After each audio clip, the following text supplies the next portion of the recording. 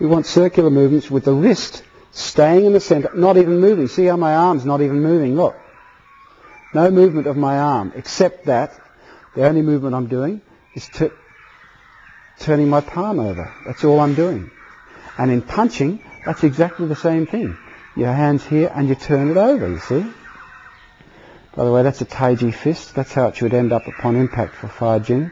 Of course, with Fa-jing, learning Fa-jing, apart from learning single push hands, you have to learn the technique of Fa-jing and what the body does, etc.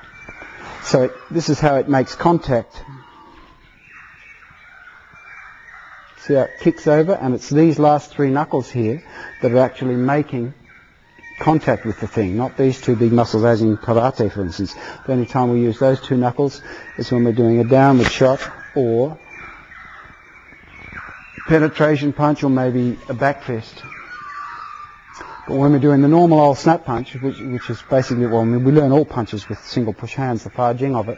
The thumb gets tucked in here. That's yang and that's yin, you see. The whole hand is yin and yang, in other words, when you make contact. And it's only squeezed upon impact.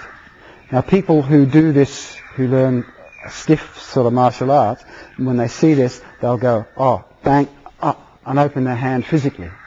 Wrong. It should be consciously, your body should be so loose, as in push hands, that as soon as it makes contact, it's just naturally, you don't even have to think about it, you see. So if I'm going to punch this thing, see? I didn't have to think. If I had to do that, it would have been too late. You saw how fast the Fa-jing is never to lead your opponent. You're also learning about self-defense on an abstract level here as well, you see. So never lead your... So when Ben pushes, this is incorrect. See that? I'm going to be defeated there.